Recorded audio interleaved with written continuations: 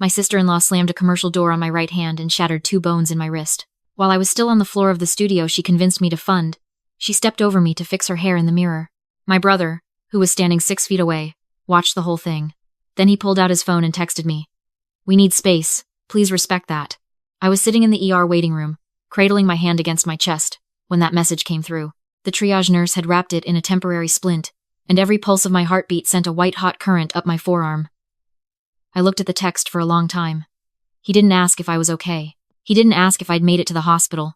He was asking me to give his wife room to breathe after she broke my dominant hand. I'm a physical therapist. I use my hands for everything. I assess, I mobilize, I guide patients through recovery after strokes and surgeries and accidents. My hands are how I pay my mortgage. They are my entire career. I read the message one more time. Then I opened a different app entirely. I pulled up the partnership agreement my attorney had helped me draft 8 months earlier. The one my sister-in-law had signed in my kitchen with a glass of wine in her other hand, laughing about how we were going to be business partners and best friends. I scrolled to Section 7, subsection C. Dissolution triggers upon material change in partner capacity. I screenshotted it. Then I opened my email, typed 4 words in the subject line, notice of partner withdrawal, and attached the screenshot along with the photo I'd taken of my hand before the nurse wrapped it. I didn't write a paragraph. I didn't explain myself. I just typed. Effective immediately. I am withdrawing from the Bloom Wellness Studio partnership per Section 7C. My attorney will be in contact by 9 a.m. tomorrow. I hit send. Then I sat back in that plastic chair and waited for them to call my name. You have to understand where the $55,000 came from, to understand why what happened next mattered so much. I'm 30 years old.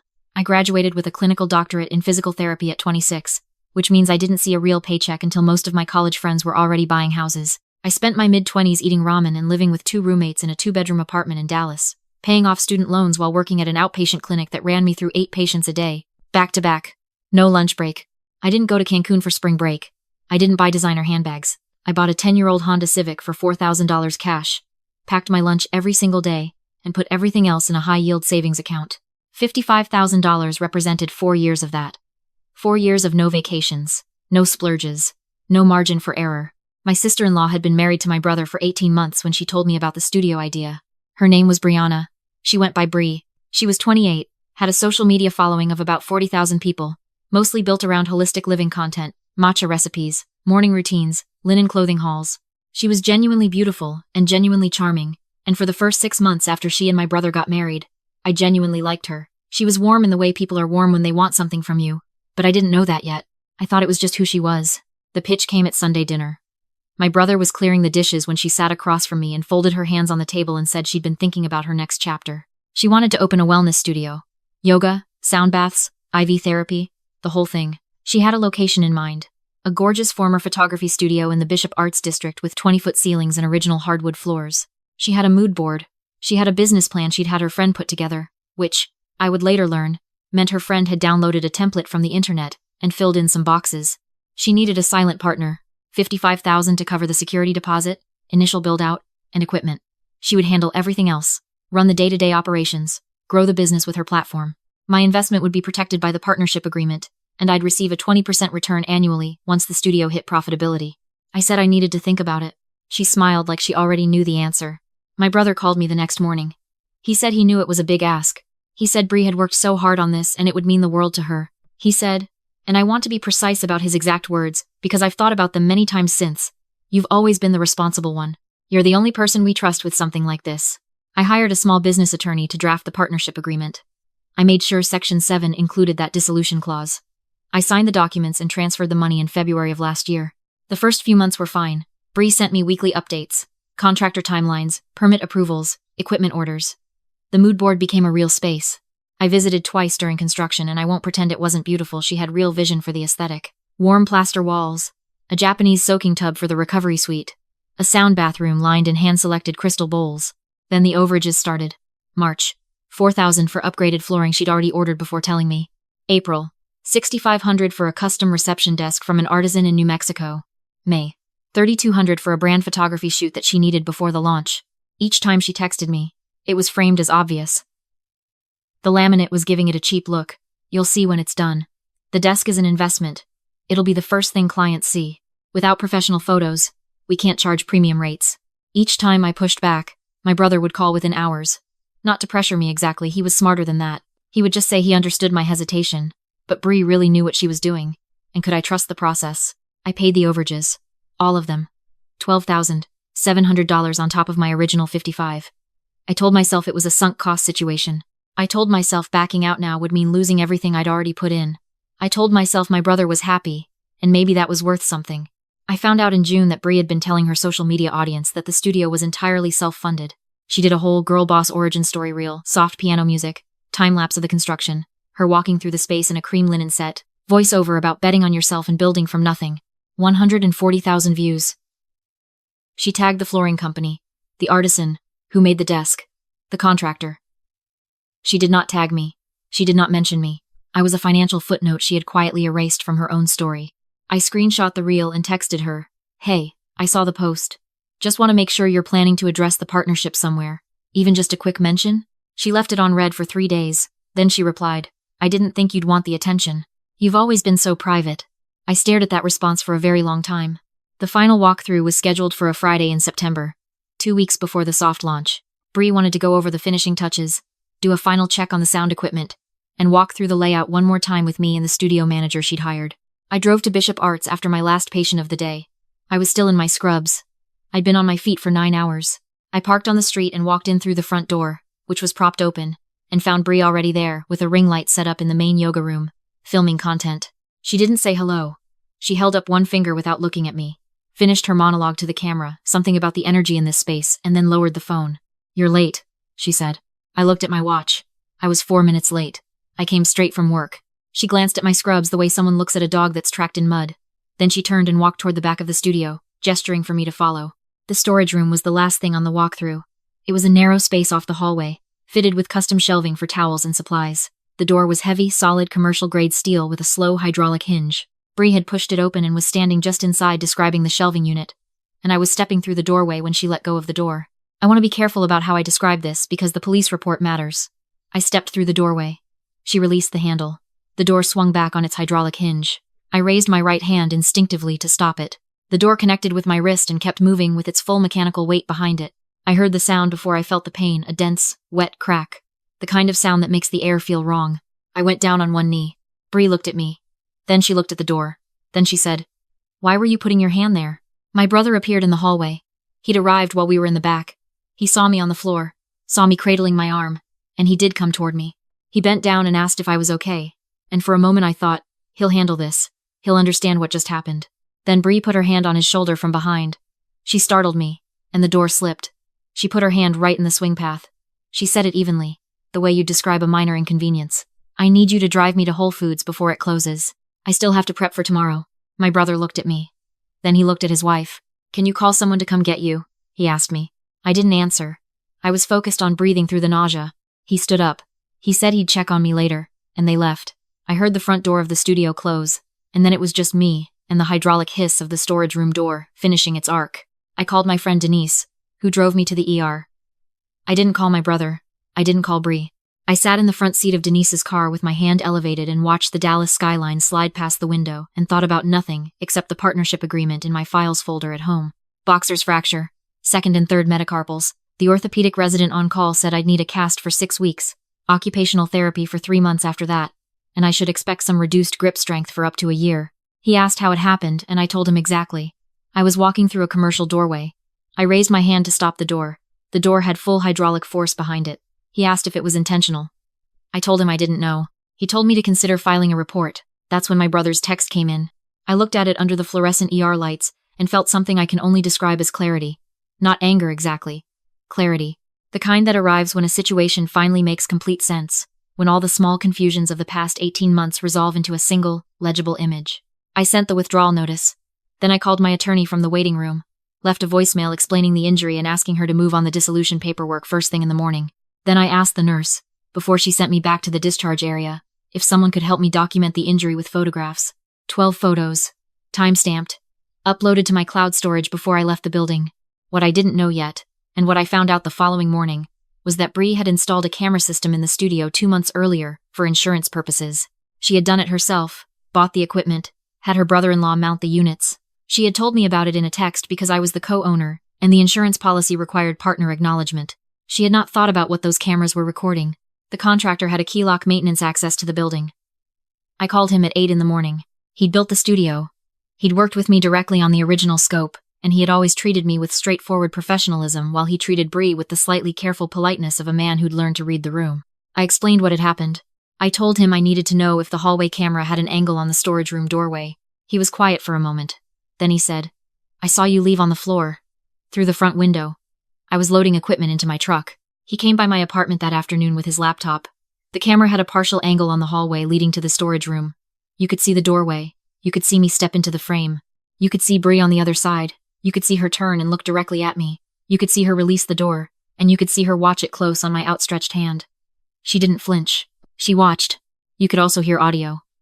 The crack was audible on the recording. So was what she said next. "Why were you putting your hand there?" I sent the file to the detective who'd taken my statement at the hospital. I added a note. Surveillance footage of incident. Timestamp 6:47 p.m., September 12. Please see attached. 2 things happened in the next 48 hours. The first, Bree went live on Instagram. I found out through Denise, who texted me a screenshot at 11 p.m. I opened the app. Bree was sitting in her car, mascara blurred, voice doing the practiced wobble of someone who has rehearsed their grief. She told her 40,000 followers that her sister-in-law had pulled her investment out of the studio 2 weeks before opening, destroying everything she had built, over a misunderstanding about a door. She said she had been nothing but kind to me. She said she had brought me in as a partner, out of love, out of trust, and I had waited until the worst possible moment to take back my support. She said she was going to lose the studio. She said she was devastated. The donation link appeared in the comments 17 minutes into the stream. By morning, she had raised $6,000 from strangers. The second thing that happened, my attorney confirmed that under Section 7C, my withdrawal was legally clean. Dissolution triggered by documented medical incapacitation affecting my professional capacity. The partnership agreement did not require Bree's consent. It required notification, which I had provided in writing, time-stamped, and delivered via email to both Bree and the business address on file. Here's the part that Bree had not considered, and I need you to understand why this matters. When she signed the lease for the Bishop Arts Studio, she had negotiated a clause into the contract. The lease could only be executed under a joint business license held by both named partners. This was a negotiating tactic she had used to get a better monthly rate. The landlord had wanted to charge more for a single-owner operation, and Bree had leveraged the 2-partner structure to bring the rate down by $800 a month. She was very proud of this. She had texted me about it when it was finalized. When I withdrew from the partnership, the joint business license dissolved. Without it, the lease terms reverted to the single-owner rate, which triggered an immediate review clause that gave the landlord the right to renegotiate or terminate within 30 days. The landlord, who was a real estate investment group and not a small private owner with sentimental attachment to a beautiful studio, chose to terminate. Bree found out on a Tuesday. She called my brother. He called me. He was not asking how I was doing. He was not calling to apologize for leaving me on the floor of the studio or for the text message he'd sent while I was in the ER. He called to tell me that I had gone too far and that I was destroying his wife's dream out of spite. I let him finish. Then I said, very calmly, "She broke 2 bones in my hand and then left with you for Whole Foods." He said it was an accident. I said, "The detective has the footage." The line was quiet for a long time. Then he said he needed to go. He did not call back. What happened next moved faster than I expected. The detective I'd sent the footage to worked quickly. She later told me the audio made the intent clear. Not just the impact, but the sequence of events. Bree watching, Bree releasing, Bree speaking immediately after with no distress in her voice. Nothing that looked like the reaction of someone who had just accidentally hurt another person. The charges were filed on a Thursday. Criminal recklessness causing bodily injury. Possible upgrade to assault pending review. Bree was served at the studio what was left of it. Since she was in the middle of removing her equipment by 2 officers she filmed arriving in her parking lot, before she realized why they were there. That part circulated on someone's story. I was not the one who shared it. The Instagram live she had done, the one where she raised $6,000 from strangers by framing my legal withdrawal as an act of cruelty, became exhibit material. Her attorney later tried to have it excluded. The judge did not agree. The studio never opened. The lease was terminated. The equipment she had ordered went into a storage unit she couldn't afford to keep past 90 days. Her social media following dropped by half in the 2 weeks after the story got out, not because of anything I said publicly, but because several of her followers were also followers of mine, and the comment section of her live stream had aged very badly once the arrest became searchable. I didn't attend the sentencing. I submitted a victim impact statement instead.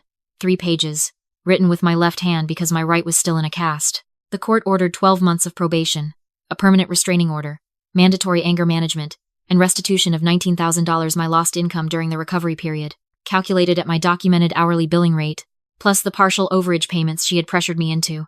That number was lower than what I'd actually lost, but it was a number a judge had assigned to what she had done to me, and I kept a copy of the order in a folder on my desktop. The partnership dissolution meant the $55,000 I had originally invested was legally subject to recovery proceedings. Bree had spent $42,000 of it on the build-out, and that money was tied up in a studio that no longer existed under a lease that had terminated. But she had also, over the preceding months, spent approximately $30,000 of her own cash on personal expenditures that my attorney was able to document as improperly charged to the business account, clothing, flights, a weekend in Scottsdale that she had described to followers as a brand retreat. The civil suit was filed in November. It settled in March. I don't need to tell you the exact number. I will tell you that I no longer take a packed lunch to work every day out of anxiety.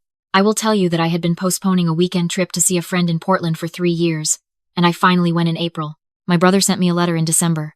It was handwritten on cardstock, the kind with a watercolor floral border, and I recognized his handwriting immediately from childhood notes and birthday cards. He wrote 4 pages. He explained how he had found himself, gradually, unable to distinguish between what he actually believed and what Bree needed him to believe. He wrote about the moment in the hallway, standing over me, and how he had told himself that she was right, that I had put my hand in the wrong place, that surely I wouldn't be so badly hurt if she hadn't meant, and then trailing off into the blankness of someone who had let themselves be managed into cowardice.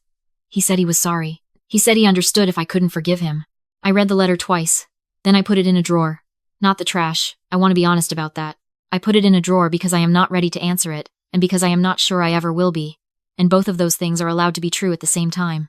There's a woman in my Thursday morning group, a patient I've been working with for 4 months, who is relearning how to use her right hand after a nerve injury. Last week she picked up a full coffee mug for the first time without dropping it. She looked at her own hand like she was meeting it again after a long absence. I know that feeling now in a way I did not before September. I know what it is to have a part of yourself taken without warning, and to have to earn it back in slow increments, day by day, until one morning you realize the sharp thing in your chest has become something duller and more manageable. My hand is almost fully recovered. I have about 90% grip strength back on the right side. My orthopedic surgeon said I may reach full recovery. It depends on how much I continue to work it. He said most patients at my age and fitness level get there. I believe him. The apartment I live in now is a 2-bedroom in Oak Cliff. I have a real couch that I bought from an actual furniture store, not off a Facebook Marketplace listing. I have a kitchen where I've been teaching myself to cook actual meals because I spent too many years surviving on protein bars between patients. On Friday evenings, my colleague Renee and her girlfriend come over, and we watch whatever is on, and we eat takeout from the Thai place down the block, and nobody needs anything from me, except my company.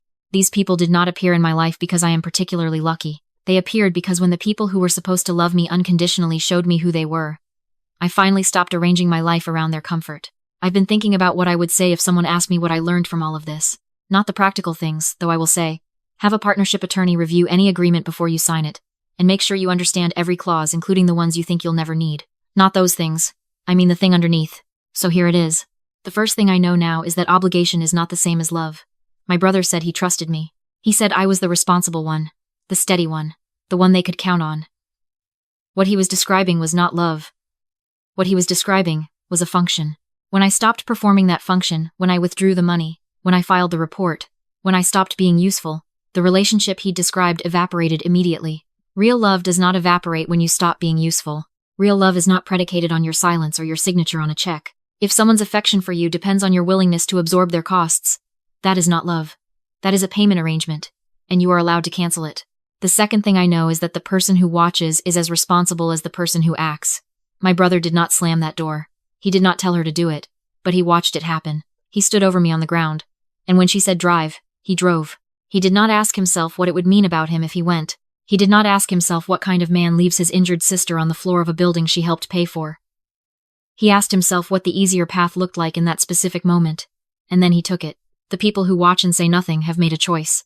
Their silence is the choice. I spent years giving him credit for the absence of action when the presence of inaction is its own statement. The third thing, and this is the one I want you to hear if you are watching this, because something in it sounds familiar. Your money is a boundary.